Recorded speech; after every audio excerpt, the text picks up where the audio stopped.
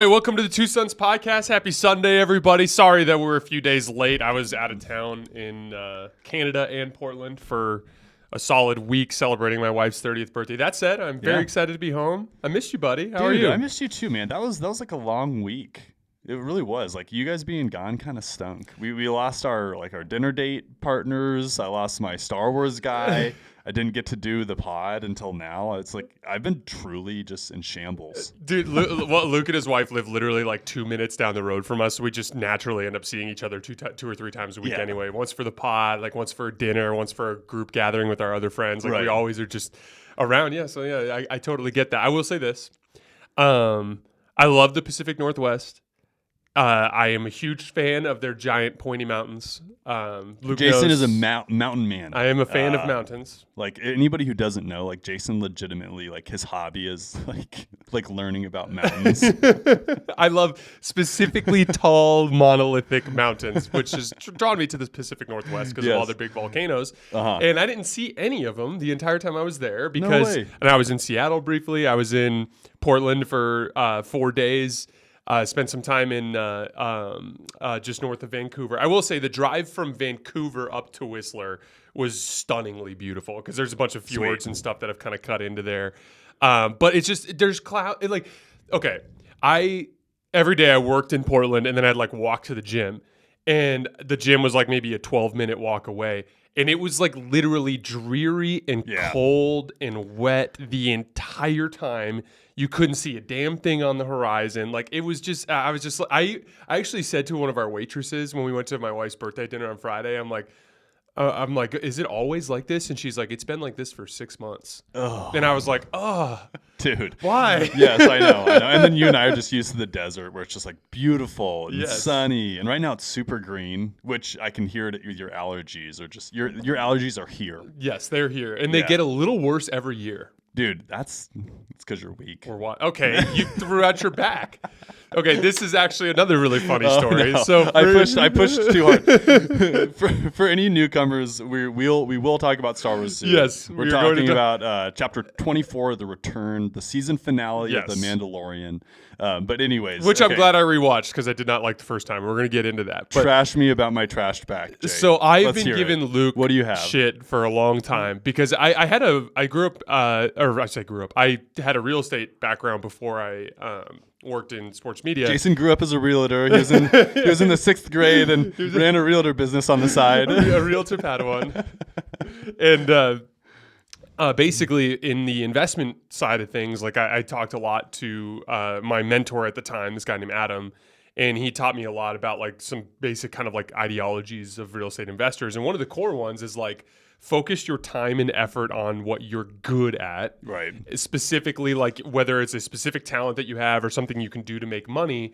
And you're better off doing that and taking that money and directing it towards, like, picking up one extra shift. Yeah. You're better off doing that and directing that money towards hard manual labor or things like that. Or even just like little things like pulling your weeds or do, and I get, and there's a certain point where like if I need to go pick up the dog poop, like I'm going to pick up the dog poop, or if like something needs to get done. But I've always had a philosophy, like if I need to pick up a jackhammer, I'd rather pay someone to do that and go work my job to make the money, because it's just, you could do damage to your body, which I've done multiple times. I sent myself to the ER. Yes. Within the last 6 months. You got clamshelled by a Murphy bed. Yep. And then literally threw out my back. Pretty bad. So Luke sends me a picture the other day, and he has jackhammered out an entire piece of concrete, like a massive, like 6 inches deep, and he's getting ready to do another one. And I immediately get pissed, right? So like I'm like texting him memes of like dudes in like giant full body casts and all this stuff, and I'm like, dude, you're gonna hurt yourself. And then sure enough, it happened. And then literally I get home this morning and or last night, and he comes over this morning to record the pod, and he comes in and he's like, dude, I threw out my back. I'm like, dude, we're washed. Okay, let's talk about the episode. Okay. I want to talk about Star Wars now, okay? You hated the episode is what you said. No, I'm just kidding. So you're off the hook. I just had to roast you. No, I know. It's okay. I deserve it. You're going to fix your back, and then you're going to learn your lesson. It's getting better, but I'm literally going to go shovel crushed granite right after this. This is insane, man. I know. All right, so we are going to this is basically what my experience was. Episode 7, I thought, teed up a bunch of specific kind of like longer term storylines. Yeah, way longer storylines. And so I went into the season finale with a certain amount of expectation. I see. And so the first time I watched the episode, I was super disappointed because let's be honest, it ties off everything. You were wanting to see the really long Star Wars game. I wanted to see it continue to build. I see. And this was like short Star Wars gain, where it's just like, no, the exact storyline that we're in, nothing external really. Is that what you're saying? Yeah, there's a couple of different factors that I do think there's a little bit of a missed opportunity to try to kind of tie some of this stuff together a little bit more. Okay. The only real thing that they left open-ended was the mythosaur. Yes. But aside from that, like everything, like Moff Gideon is just dead, burnt alive. That's something that I want to. We'll talk maybe more about that later on in the episode, or maybe even another episode. But like, we really don't know if he's actually dead. Like, he was in a full-blown suit of armor, which was the most advanced Mandalorian armor we've ever seen. Yeah. And we know that Mandalorian armor can withstand some level of fire. Like Din Djarin gets like put in the kiln, if you will, for a good 5-6 seconds by Moff Gideon. Yeah. By one of the Beskar troopers. He just gets lit up by his. I think Gideon hits him with his flamethrower too, though. Like, to your point, Mandalorians are getting hit by flamethrowers often. Yeah, and it's very possible that he might have just jetted out of there at that point. You're correct. I'm not denying that. However, and maybe that's the whole thing that they're trying to tee up as Moff Gideon comes back again. I think that'd be a little played out if they did it twice. It would be. He's an awesome villain. It was important. I actually. So this is like the live action of Jason and I not talking about this until the pod. So exactly. I'm like just cracking up seeing Jason go through his emotions right now. Because like with me, it was so simple. It's like, I liked the episode. I'm a simple man, just trying to make my way through the galaxy. And Jason's over here just wrestling with himself. Let's start with this though. Okay. And then we'll go back and nitpick. All right. Let's start positive. I got you. I rewatched the episode again 2 days later. In a like. I was also not 100% sober when I watched it the first time. I see. And so I sat down by myself over lunch one of the days, and I just rewatched the episode. Jason's in Portland doing some meth. Well, I got off of my meth bender. That's why I decided to reach. Turns out I was actually watching Looney Tunes. I was not the Mandalorian. I thought Grogu looked a little different. So I rewatch it, and genuinely, the actual episode itself is great. The combat scenes are great. Agreed. It has a lot of like fodder for the fans, so to speak, in a good way. I mean that as a compliment. Also, genuinely, like I thought the whole Grogu climax was excellent. Cool. Like it didn't feel cheap and cheesy. Yeah. A lot of like the Grogu flips and shit that we've seen earlier in the season are like. What that really felt like to me was like Grogu legitimately was the hero of this show. Yeah. Like they not only do they die in the fire, they die in the combat without him. Like to throw in the Praetorian guards around every time. Yeah, like Grogu legit saves the day. Yeah.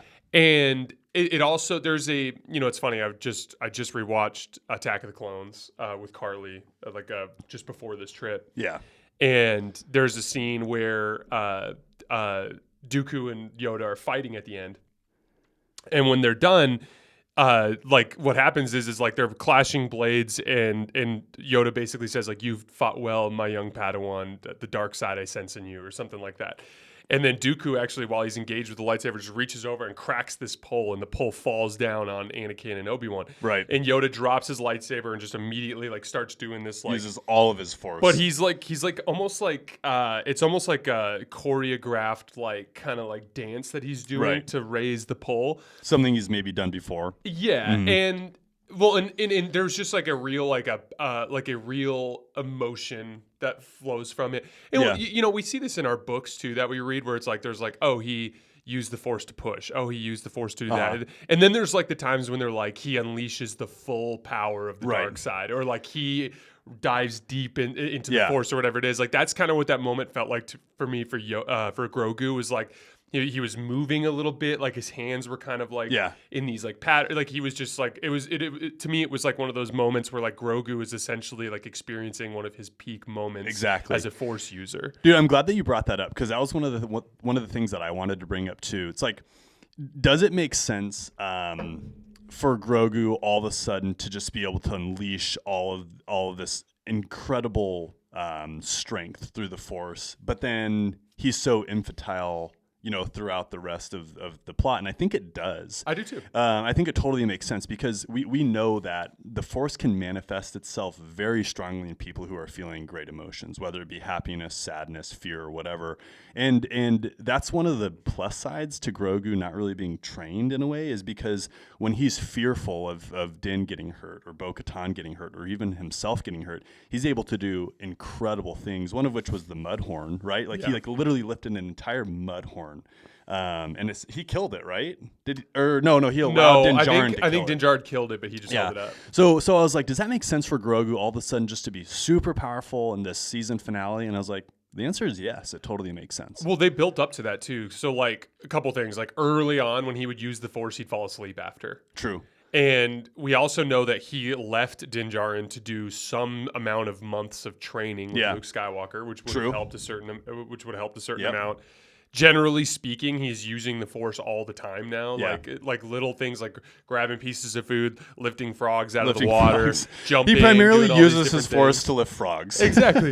But like simple things. Even more like even in the scenes in the previous few episodes, like when Grogu uses the Force, he's kind of like afterwards, he's like giggling and happy. He's not fatigued.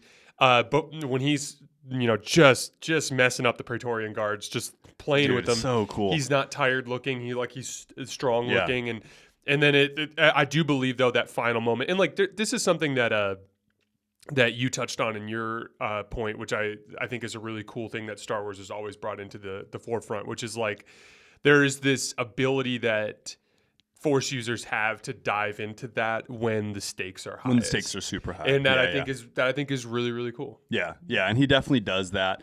That Force shield that he creates around Bo-Katan himself and Din Djarin was really dope. And it reminded me of the final scene when we see Caden Doom die. Caleb Doom die. Caleb Jarrus. But it just goes to show how powerful Grogu is. Like his natural abilities to use the Force, even though it's not honed in, is extraordinarily high. And we still don't really know about his alien race, which obviously is the same as Yoda, whom apparently have like an extraordinary ability to wield the Force. I can't believe we just don't know more about them. Exactly. Yeah, it's like this dark area of the Star Wars universe that like nobody knows about, but nobody talks about it. You don't even hear about their home world. Yeah. So it's like a huge unknown in the Star Wars universe, and I wonder if they're ever going to tap into that. Yeah, I'll be curious to see that too. How did you feel about the star battle or the starship battle and it not happening? Because like that was one of your big predictions. Like you're like, giant fleet battle above Mandalore, and then it just didn't happen. Again, it's a kind of a missed opportunity, but I think the direction that Dave Filoni and Jon Favreau are going there is they're trying to keep the focus on the Mandalorians. Yeah. And and for the record, I get that. Like to me, that wasn't one of the reasons why I was originally a little bit upset. Like to me, and we're going to dive deeper into this later, it centers around Moff Gideon and just the realities of being trapped under the main timeline. And we'll talk about that in a little bit. But like the actual path of the episode, I like there were tiny little cheesy things that I didn't love. Like I didn't like Bo-Katan like pulling out the Darksaber just to point it forward at the beginning. Oh, you didn't like that? Well, it just damn, you are pessimistic this episode. It's just Jason but those are tiny little things that like. Just because I remember sitting there thinking like she was just like flying with it in her hands for like a solid like 5 minutes. As so they were going it kind of took you out of the Star Wars universe a little bit. It was like a little bit theatrical. It felt like low hanging fruit a little bit. Yeah. So okay, while we're talking about that, then let's just chat. So the only time. So I loved the episode. I thought it was done exceptionally well. The only time when I was just like, ooh, that's a little cheesy, is when Din Djarin like presses a couple buttons and then all of the clones of Moff Gideon yes, the make sure there's a self-destruct button on that just kills the clones and not the whole facility. Din Djarin walks up to the panel and he's like, holy crap, there's a self-destruct button. How clutch is this? So yeah, that kind of took me out of the Star Wars universe a little bit. Moff Gideon's speech when he bitches about the clones getting killed, that was kind of cheesy. Like, oh, I thought that was cool. Giancarlo Esposito is a legend in the business.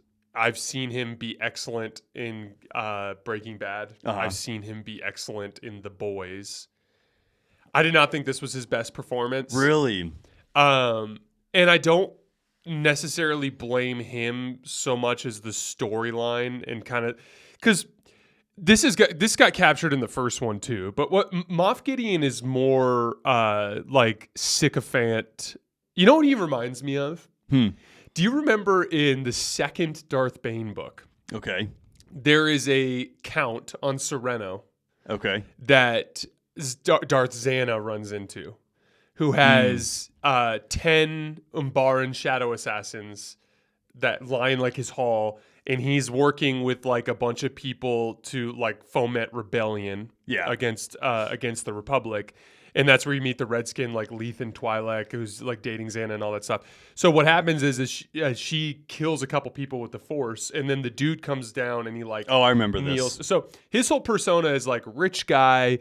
And he was like collecting relics of the Sith, right? Yeah, he was a Sith fetishist. That's basically what he was. So like he was completely obsessed with the Sith, and he was mildly Force sensitive. He had undergone some training, like he could like unleash like a tiny little bolt of lightning, and he had like some of these like little kind of lower level Force powers, nowhere near the same stratosphere as a real Sith, but like he was obsessed with the Sith. And all he wanted was to become a real Sith apprentice. So he like pledges himself to Xana, but of course, like Xana just feeds him to Bane as like fodder that Bane cuts dead. You know, and it's funny Moff because Gideon reminds you of Moff Gideon is that. Like Moff Gideon to me is a very like ordinary type of dude.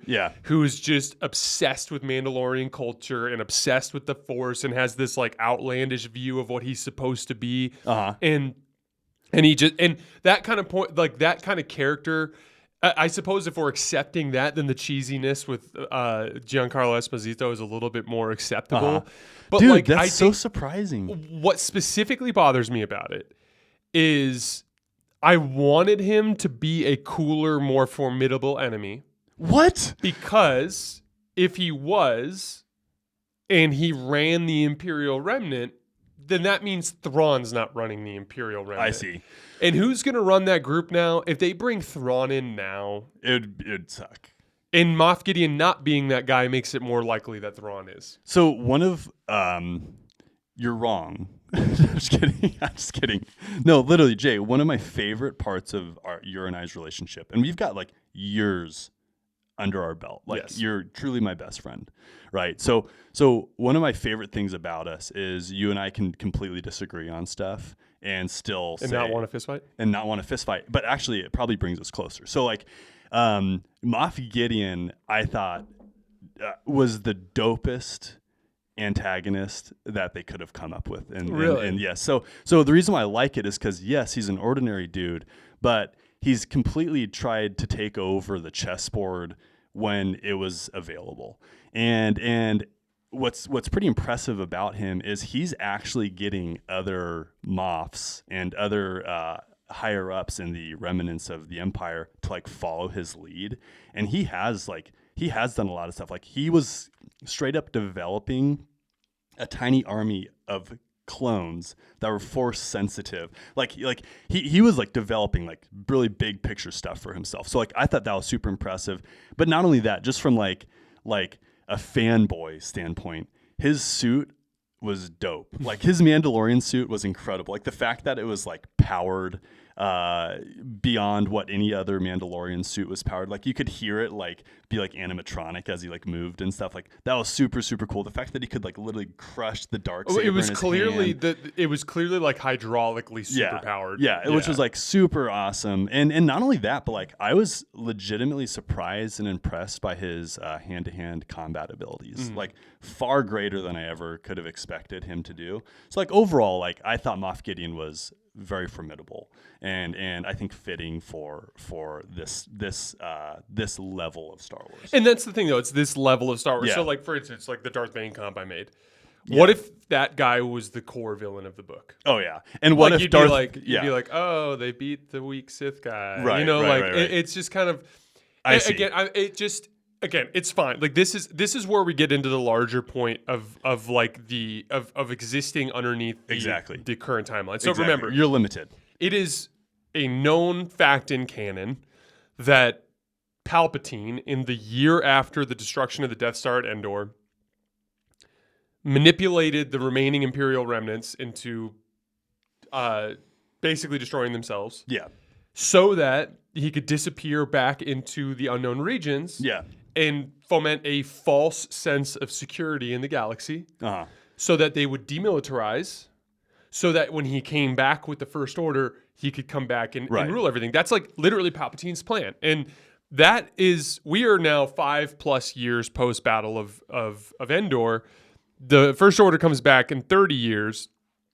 Everything they do has to be trapped underneath that core storyline. And even beyond that, to what we know about Palpatine, I have been every voice you have ever heard. He's the deepest, although I was a little bit, I just finished Plagueis. He's the puppet master of everything that goes on in the galaxy. I finished Plagueis on this trip, and his speech to Plagueis when he's dying is such an all-timer, because he just goes one after the other. He's like, Plagueis the Wise, who honestly thought that I would allow him to be co-chancellor alongside me, And then at the end, he goes like, I am Darth Sidious. He's like the most powerful Sith Lord to have ever lived. And he's like, it's kind of cool because he had just been voted chancellor of the New Republic, or of the Republic. So like when I'm buying in. I'm trying really hard to buy into this concept of Palpatine's just overwhelming power, but that in and of itself is he's the villain. And as long as you stay under this umbrella, that's where you're stuck with lower levels unless you're dealing with Palpatine. Yeah, I totally get that. And to your argument, Jay, like here we are comparing, or in the same paragraph or same sentence, we're comparing Bane and Palpatine and Moff Gideon. Exactly. Right. So like to your argument, which is wrong. No, I'm just kidding. No, to your argument though, like the scale in which we could be dealing with it just isn't there, mainly because we're stuck under the umbrella of this smaller story. But like for the other side of the argument though, it's just like it's really fun to get into the weeds. Of course. And this is like getting into the weeds of like Star Wars stuff. And I think maybe what was some of the letdown for you, and I don't want to put words in your mouth, but from what I'm hearing is like it would have been cool if they would have gone into a little bit more big picture stuff for the season finale of The Mandalorian. And it was like a little bit odd that they did all of that in episode 7 instead of doing any of that in episode 8. That's exactly what I'm getting at. Because there's like 3 umbrellas. There's like the major Palpatine umbrella. Yeah. Then there's like this 5 years post Endor kind of like big story bubble that is allegedly leading towards this major movie. Yeah. And then there's the Moff Gideon storyline. And like they kind of hinted at that second umbrella, but they didn't touch that umbrella at all in this finale. And so again, I'm a little bit disappointed in that. That said, it was an amazing Star Wars moment. Grogu's moment as a hero was great. It ties off that storyline to the point where now Din Djarin and Grogu can kind of live in peace on this little cabin while they go do bounty hunter stuff for the New Republic, and all of that makes sense. And then at the same time, like I wouldn't be surprised if we don't see a ton of Din Djarin moving forward. And then the Mandalorian character that we see a lot of is Bo-Katan, and like them playing a bigger role in the larger picture. I'm cool with all of that. That said, like, dude, how long ago did Rise of Skywalker come out? 2018. Yeah, rough. I don't know. I couldn't tell you the exact year. 2019, like around that time. I'm ready. I don't know about you, but I'm ready for some more serious Star Wars content. Like overarching. Yeah, I am too. And yeah, I am too. And that's the product of them, butchering episode 7, 8, and 9, and everyone having like a Star Wars hangover because like nothing went right for Star Wars fans in those episodes really, other than the fact that there's like really, really, really cool characters, Snoke being one of them, that just weren't used to their potential. Dude, there was like a lot of little things. Let's hit on them in this episode that I thought were like really, really cool. Let's hear them. So first of all, shout out to R5 for overcoming all of his fears, right? Like R5, when we meet him first, like he's just like this like little shell of an astronaut, like very squeamish, you know. And then we saw him just completely kick ass. This episode is like R2D2-esque, where he's like floating himself down like the caverns of Moff Gideon's like base, and then he like battles off, you know, an army of mouse droids. An army of mouse droids. He kills like 2 of them because when he flies off, he shoots him off the ledge. Yeah, I saw that. So funny. The other thing that I thought was really interesting is it reminded me of Phantom Menace with the raising up of the red energy shields, where, you know, Qui-Gon is battling Qui-Gon's battling Darth Maul. Darth Maul, dude. Why couldn't I not think of Darth Maul? So that was like super cool, and R5 like slowly raising those quick interruption. Energy shields was so funny. Plagueis. Mm-hmm. There's a scene where they sent someone tries to assassinate Higo Damask, who's Darth Plagueis, and so Sidious sends Darth Maul to basically kill the entire Black Sun cartel leadership. Oh, okay, yeah, and he does. He kills them all, but when he comes back, he's got a wound on his hand. And Palpatine's like, "Where'd you get the wound, Maul?" You know, they kind of like, because like they kind of keep him down as like an assassin, right? Who's below. So they're like, "Where'd you get the wound?" He's like, "No, I killed everybody." He's like, "You didn't have any trouble with anybody." No. What about the Twilight? Play it off. I got cut his head off. It's like, well, what about this other guy? No, I choked him to death. And it's like, well, how did you get the hand wound? And he's basically like, well, I was telling them that I was the Dark Lord of the Sith. And then I lost my focus for a second, and like Palpatine's like, "You better learn this lesson. Get it right. Like, don't savor your victory. Just kill the guy." Yeah. And then literally at the end, he's beaten Obi-Wan. Yeah. And he's like hanging on that thing. Oh yeah. And instead of just like killing him or like using the Force to knock him off of that ledge or whatever, instead he just sits there and just kind of like taunts him by like scratching the lightsaber on the edge of the thing, and then eventually Obi-Wan actually comes back and kills him. So like it's true. It's kind of like a funny little foreshadowing piece. Anyway, it is. So that scene was really cool, and the idea of having like just pairs of Beskar troopers just ready to just go hand to hand with Din Djarin, I think was like really with cool. Different pieces of weaponry too. Exactly. It reminded me of the video games. Like, you know how like when you're going through the video games, how you have to get used to fighting different adversaries with like their different weapons and there's different techniques that you have to take. Like, it honestly reminded me of that. Speaking of that, I did just buy a PS5 last week, and a Jedi Fallen Order comes out this week, I believe on Thursday. Let's go. And yes, we will be doing plenty of content surrounding that. That is basically the new show that's out now. I think they deliberately timed this game. I think they pushed the release back. I don't know if you know that. I think they pushed it back to the week after Mandalorian on purpose. And for whatever it's worth, Jason and I are going to treat this as a show. Yeah, of course. We're gonna be spending a good amount of time on it. And for the record, I think Cal Kestis shows up in live action.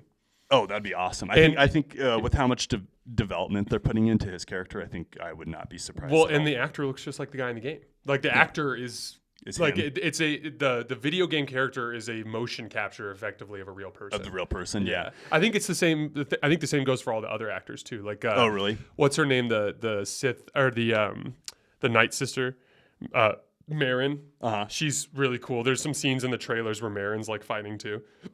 I'm very, very excited for that. But anyway, that's a great comp because in Jedi Fallen Order, one of the things that I loved about that game was it was very much like tactical. It's not a hack and slash. Like if you ever played The Force Unleashed, it was hack and slash. If you ever played Jedi Outcast or Jedi Academy, it was like, oh, you could just hit this button and stick both your hands out and like arcs of lightning and just kill everybody. Just kill everyone. Yeah. You know, it's not like that in this game. Like in this game, like if you try to hack and slash, you die. Yeah. Like if you you have to. It's very like parry, dodge, attack, like counterattack. Like, and what they do in this game is they try to like hit you with like two different enemies at the same. Like they'll be like, here's a stormtrooper holding like a heavy repeating blaster and then this giant droid that'll grab you by the neck and like throw you at the ground. So like, you're constantly like, if you focus on the droid, then like you'll get shot by the dude or with the rocket launcher. Yeah, the rocket launchers will like mess you up. Like so, like 3 of them shooting at different times too. Yeah, exactly. Yeah. And then what's really cool is like that scene is like a perfect example of that. It's like, okay, here's like a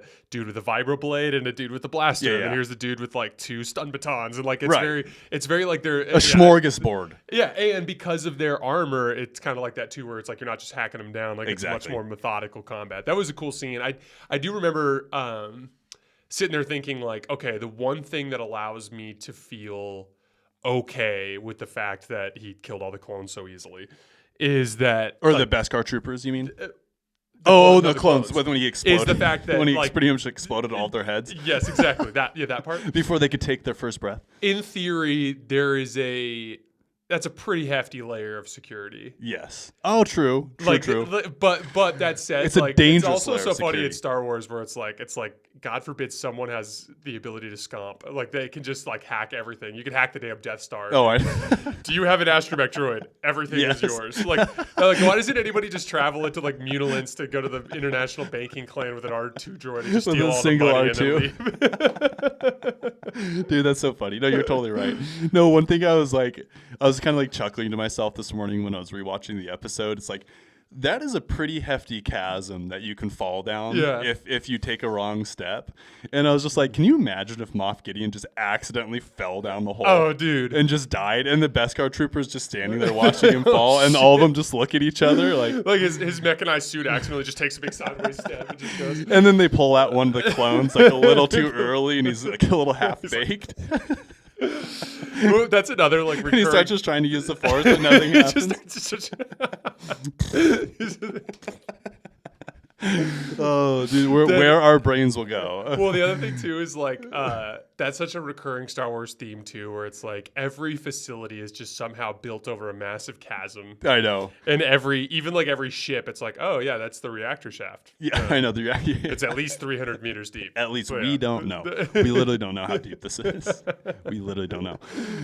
Any other small things you wanted to hit on? No, let's talk about the big battle, right? So you're kind of looking at this as a missed opportunity for entire like space battle to occur. I totally agree.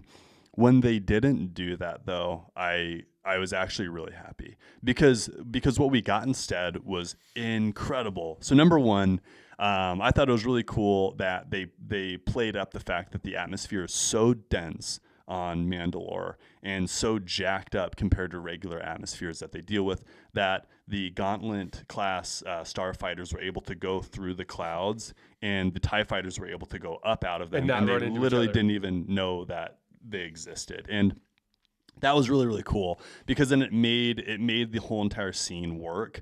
And then instead of having a giant space battle, we got essentially a jetpack battle between like 24 Mandalorians and 36 Beskar troopers, which that was incredible in itself. Like the armor, like flying around, bashing people over the head with her like armory tools. She was messing. That scene was so funny too, where it's like Bo-Katan's got the lightsaber ready to go, and then like this other like female Mandalorian's got her 2 blasters ready to go, and suddenly they go to the armor, and she's like, I know. And then she's just flying through and just smashes people. Just destroying people with super cool. There's another part too, which I'm sure you noticed, where Bo-Katan like kind of skims on this like landing platform and like falls down it, and then does an about face and then shoots 2 Beskar troopers. Oh yeah, right with, before like, she notices her that knee rockets. Din Djarin's in trouble. Yeah, so like that the was knee really rockets cool. was a power move. The knee rockets was a complete power move. The Praetorian guards coming out in through like the mist.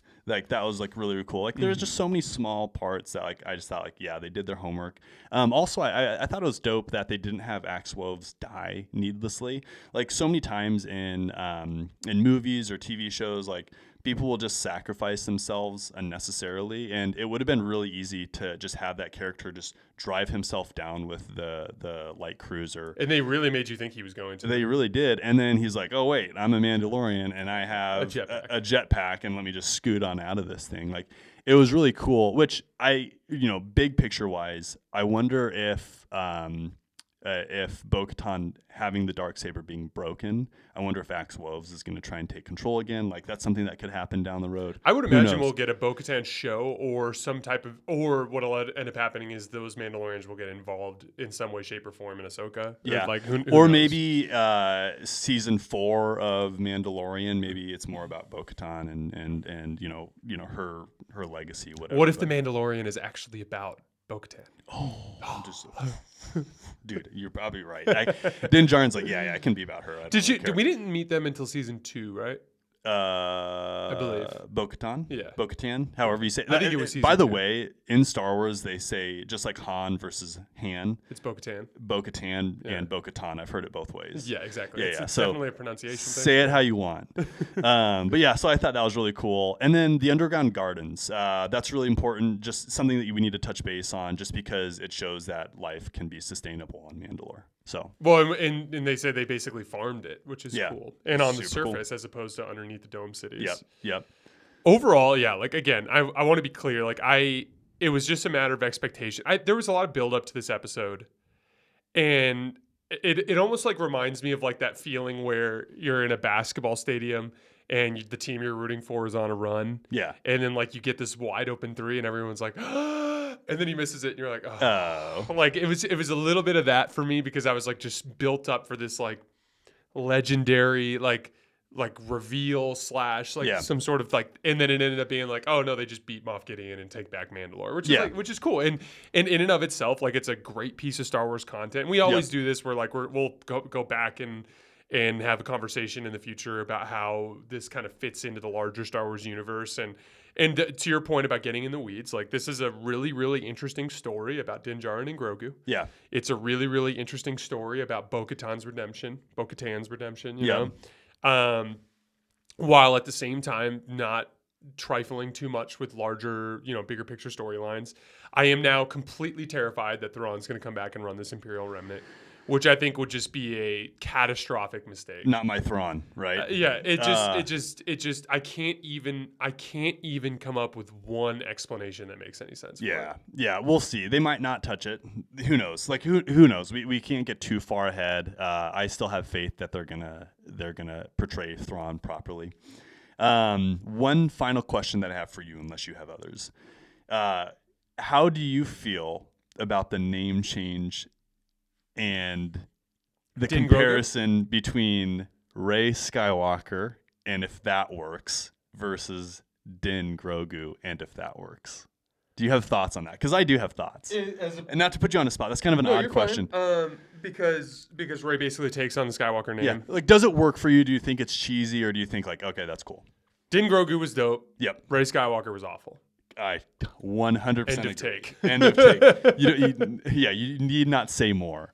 No, I totally agree. Like when he was like Din Grogu, or when the armorer was like Din Grogu, I was like, that's how it's supposed to go. Like a legitimate necessity for Din Djarin to adopt Grogu, which he did, versus and then taking on his name, right? Versus like Rey Skywalker, who's like on the sand dune and it's completely unnecessary. And she's like some random old lady. I know. It's just like it was just so unnecessary. And everyone would have been cool if she would have I think it would have been really cool if she would have said, I'm Rey Palpatine. Like that would have been so cool. Like that would have been so incredibly cool. But instead she's like, I'm Rey Skywalker, and everyone's like, no. You're not. No, you're not. Yeah, so Din Grogu is dope. And it's got Two Sons approval. It definitely has Two Sons approval. I thought the scene at the end where they did like the old fashioned like happily ever after, almost Looney Tunes. Oh yeah. I'm glad you brought that up. Looney Tune style like shrinking circle was kind of cool. Dude, that's classic Star Wars too. That's like PowerPoint-esque, like like in like the originals, like A New Hope, when like the screen like transitions from like a side like scrolling transition thing. Like seeing that little Looney Tunes thing was like totally old school Star Wars and just classic. I loved it. I was a fan as well. Yeah. So here's the deal: we have basically 2.5 months until Ahsoka starts. Mm-hmm. We have what I'd like to do is we need to cover the High Republic. Yep. There's another High Republic book out that we need to read. Yep. I believe it actually released earlier this month. I'll send it to you. And then I'd really like to either do one of two things: either dive into the original movies, the like rewatches of the 9 episodes, yeah, or I should say the 11 movies, and then either that, or I'd like to dive into some of these books that we read back in the past. I see. Like Bane and Plagueis, and I'm actually doing Lords of the Sith now, the one with Vader and Don't forget about video games as well. Oh yeah, and we'll be covering I think the best way to go about this is to kind of hit in each episode like multiple of those things, kind of all wrapped up in one as we go along. I'm down for that. Let's focus on the High Republic books and then the video game, and then wherever else we can fit stuff in. Yeah. All right, cool. Sounds like a plan. All right, guys, we appreciate you as always. Don't forget to subscribe to the channel, and I'm sure we'll be back in like 2 or 3 days to touch on the book and some video game stuff. Yep. Thanks a lot.